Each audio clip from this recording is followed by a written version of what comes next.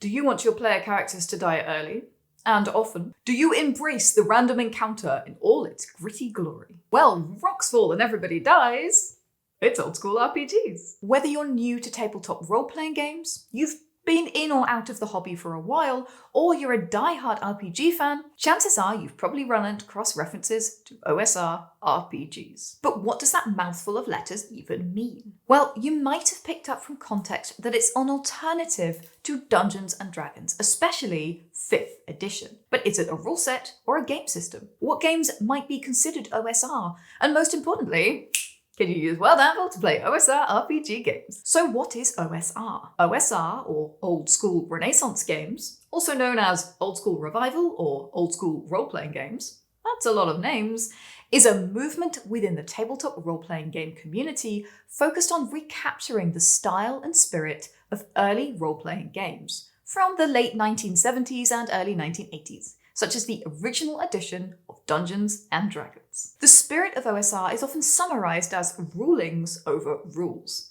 The goal is giving game masters more flexibility and control, whilst offering players a heightened sense of wonder and danger. As a movement, OSR is more of a school of thought than a particular game system or genre, although it does often tend to be the sword and sorcery genre.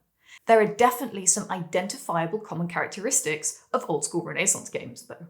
Old school Renaissance games tend to be rules light. OSR games often feature simpler and more minimalist rule systems compared to more modern RPGs. They prioritise ease of learning and play, and encourage game masters and players to rely on their judgment and creativity, rather than complex mechanics. OSR games emphasise player agency and problem solving, encouraging players to really creatively devise solutions to challenges, often through exploration, interaction, and resource management. And as players think outside the box, dungeon masters better be ready for those creative, flexible solutions too. OSR games tend to be unforgiving in terms of character mortality, and characters are often vulnerable. Combat can be perilous, reinforcing the importance of strategy and avoiding unnecessary conflicts. Basically, you should always be ready to roll up a new character if things go wrong.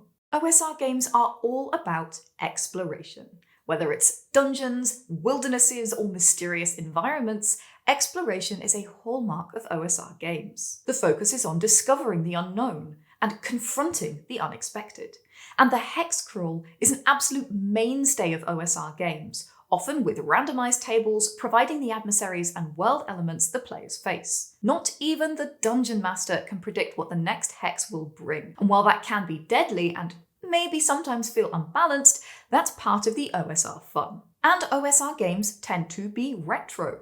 Harking back to their 70s and 80s inspirations, OSR games often embrace a retro aesthetic, not just through casual player cruelty, I joke mostly, but through art, layout, and styling. They may incorporate older terminology too, using things like saves instead of resistances. At its best, the OSR movement seeks to capture the sense of wonder, of simplicity, and of player-driven storytelling that characterized the very early days of tabletop RPGs, whilst fostering a welcoming and collaborative community of gamers and creators at its best. DIY and open gaming elements are particularly strong in OSR communities too. So how about some examples? Some notable OSR games and settings include Swords and Wizardry, a faithful recreation of the original D&D rules, capturing the essence of old school gaming. Shadowdark, which is what old school fantasy gaming looks like when redesigned with 50 years of innovation. Dungeon Crawl Classics, which incorporates a lot of random tables and unusual magic,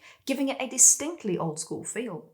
Stars Without Number, which, while set in a sci-fi universe, retains OSR principles in character creation, exploration, and simple, streamlined mechanics. And if free is your favourite price point, Basic Fantasy RPG is an accessible and free OSR system that's a great entry point for newcomers to the genre. These are just a few of the many OSR games and settings available. I've added even more in the blog, linked in the description if you want to check that out. And if I've missed one that you love, let me know in the comments. So how, in this day and age, do you get started with OSR games? Well, with a name like Old School, you might think digital tools aren't compatible.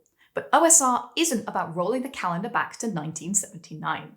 It's about reimagining that experience in a modern context. Sophisticated world building and campaign management software like World Anvil can help your OSR experience be the best of both worlds: automation and innovation. In fact, World Anvil provides great support for the foundational pillars of old school Renaissance play, with community stat blocks and sharing, interactive maps to support your hex crawls, random tables you can create and share, and of course, an amazing community of over 2 million creative GMs, players, and awesome beans. We also have pre-made digital character sheets for a bunch of OSR games, including Castles and Crusades and Stars Without Number. So when your players' characters die horribly, they can quickly reroll and get straight back in the game. So, would you be tempted to try out an OSR game? Why or why not? Let me know in the comments. Please like this video to spite the roll tables of the algorithm, and subscribe for more videos about world building, writing, and dungeon mastering. Now grab your hammer and go world build. Old school style.